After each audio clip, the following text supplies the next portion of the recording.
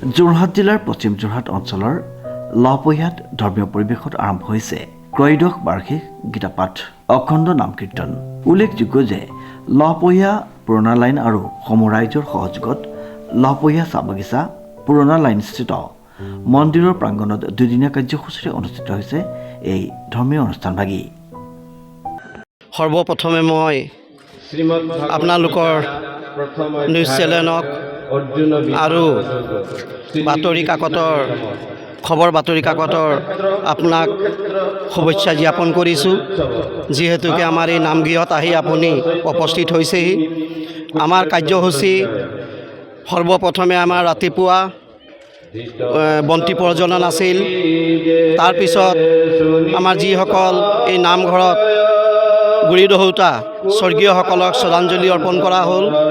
তাৰপিছত আমাৰ পুৱা 8 বজাত আমাৰ গীতাপাঠ সম্পূৰ্ণ গীতাপাঠ আৰম্ভ কৰা হৈছে।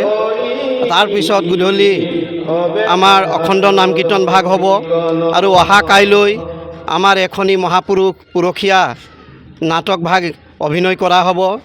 সেই নাটক ভাগৰ নাম হৈছে পঞ্চৱতী গমন জটায়ু আখ্যান। গতিকে আমাৰ অহা কাইলৈ এইখিনি কাৰ্যসূচী আছে, আমাৰ দুদিনীয়া কাৰ্যসূচী।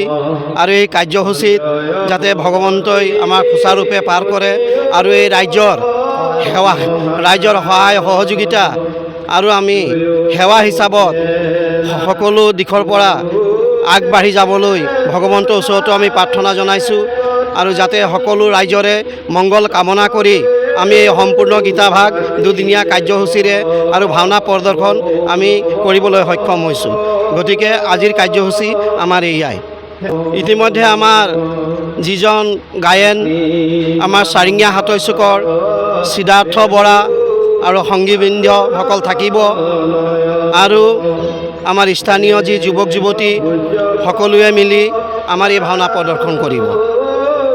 আমাৰ পৰম্পৰা ভাগত অনুষ্ঠিত হৈ আহিছে আৰু এইবাৰ আমাৰ ত্ৰয়োদশ বাৰ্ষিক আমি অনুষ্ঠানটি কৰিবলৈ সক্ষম হৈছোঁ।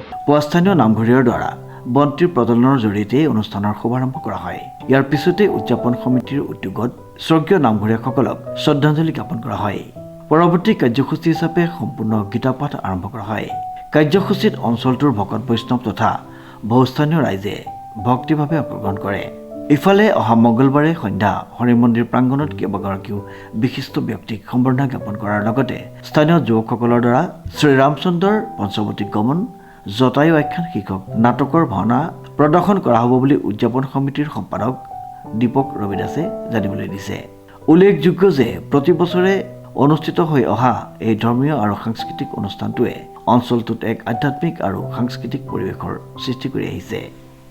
প্ৰশান্ত গায়নৰ ৰিপৰ্ট, নিউজ নাও।